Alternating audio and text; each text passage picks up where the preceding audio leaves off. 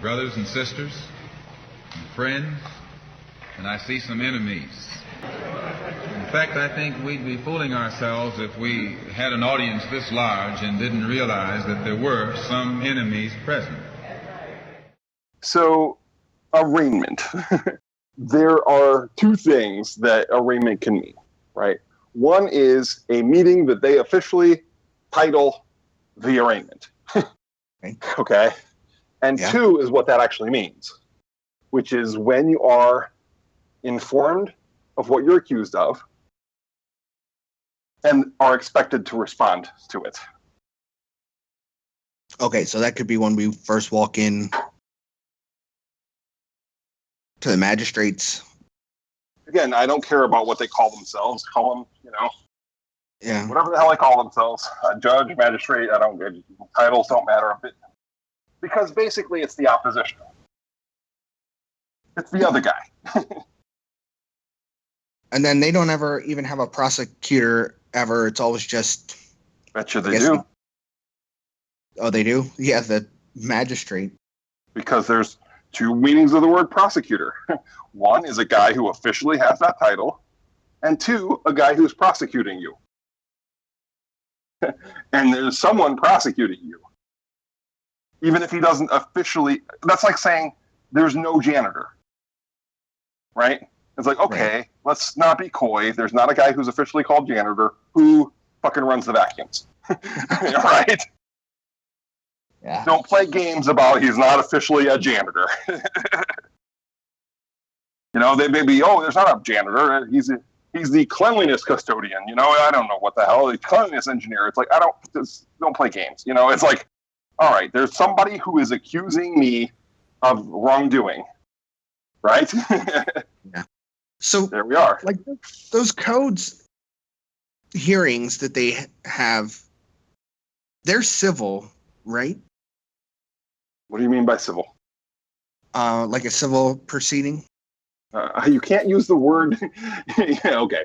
You can't use the word I asked you to define, but what do you mean by civil? You can't use without using the word civil. Like the opposite of criminal.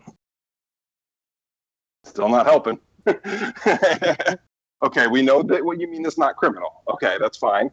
But what is it? I don't know how else to explain it. I mean, when how there's two types of courts, either criminal proceedings or civil proceedings. I have no idea. Two types of courts. You mean one has one color and another has another color?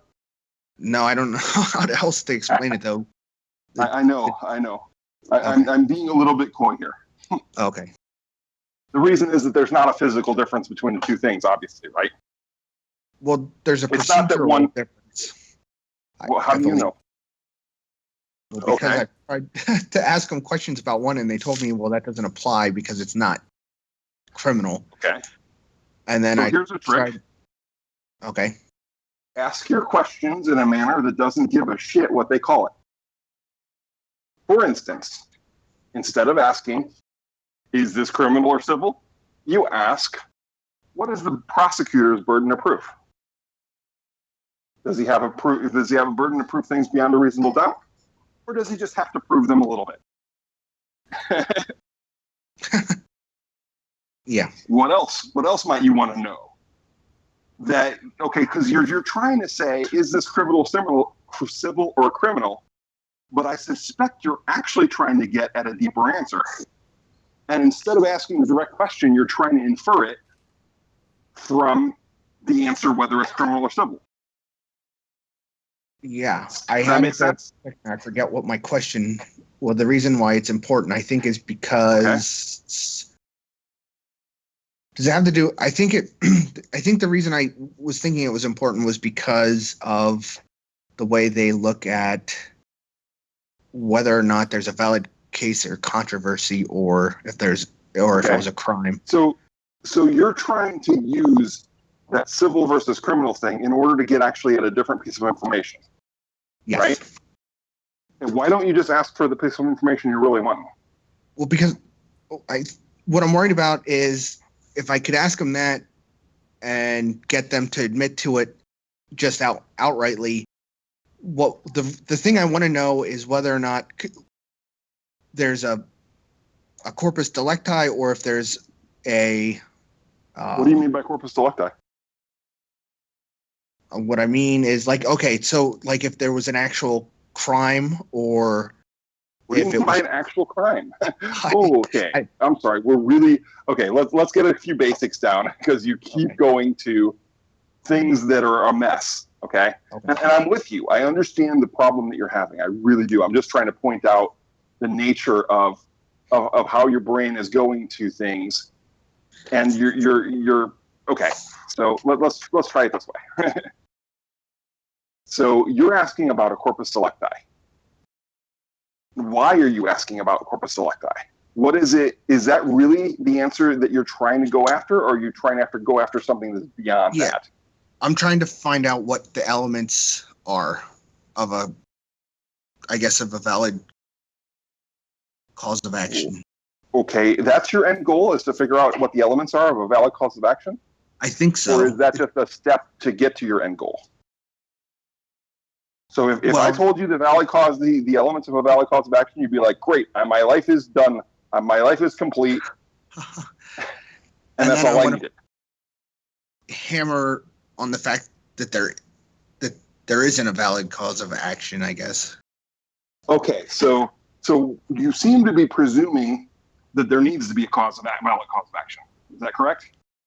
Well, I was assuming because I thought that there did need to be one. Okay. To have.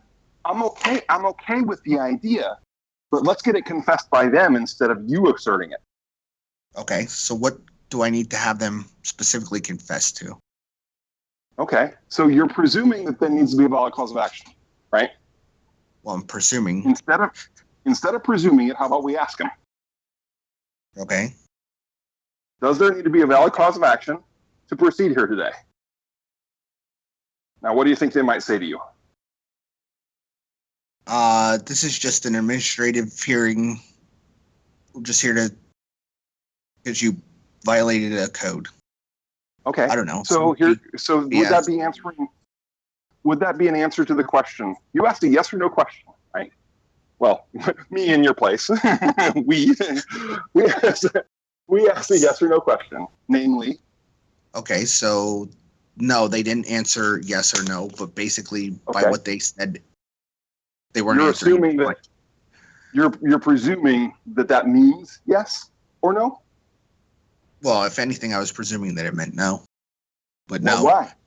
I wasn't trying to one of the biggest lawyer tricks out there is to give you a big old sentence that makes you think they said yes or no when they didn't commit to that at all. So that you cannot later come back and say, but you told me blah, blah, blah. And you can say, you are a big, fat, dirty liar, and I can prove it on the record, and I think you should be charged with contempt for lying. The principle involved here is if you want to ask a question, yes or no question, don't read into their answer.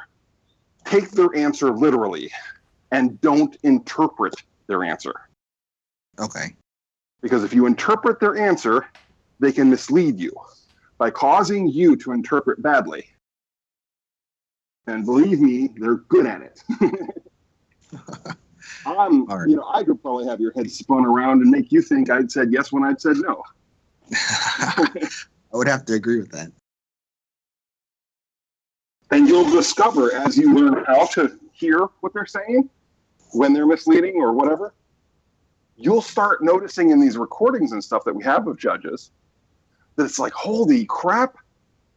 Thinking back, I would have totally thought he meant yes. And now that I'm listening to the actual words he says and in context of what we know, he totally said no. So it's weird how all that works. It's a very confusing thing for people. And it's very normal for us in our normal lives and conversations to kind of round up to the next nearest intent. Like, I'm going to interpret that as a yes. You know what I mean? Or no. You just kind of give it. You don't get all lawyerly on people, Okay, so asking if a valid cause of action is needed. So if you come back and say, listen, I just really trying to understand things here, and I just need to know if yes or no, valid cause of action would be necessary. they'll probably come back at you and say, what do you mean by a valid cause of action? Like I did to you earlier. Because if it's something lawyers don't like to do is commit to a position. They don't want to say anything that can come back to bite them in the ass. Their whole job revolves around getting people to say things that they can use to come back and bite them in the ass on. That's what they do for a living. So it's certainly something that they don't freely do, except when they're really crappy. So you'd be asked what you meant by valid cause of action. Because you made up the word. It's not something that they put in their pleadings. They didn't write that in the accusation. You are accused of, this is a valid cause of action against blah, blah, blah. You brought that term into play. Now, it's a good term to bring into play in a cross-examination of a cop. Completely different context. Great question there. Because that cop is going to want to say yes. And that's when that's a whole different situation where we're trapping him into sticking his foot in his mouth, right? Well, just say it's the codes officer, because he's going to be, they don't ever bring up a prosecutor in. It's just the judge and the codes officer and I. Okay. Sorry, there's two different stages of things. Okay. One is where you're being informed. There's more than two, but obviously the two that I'm talking about is one, where you're being informed of what you're accused of.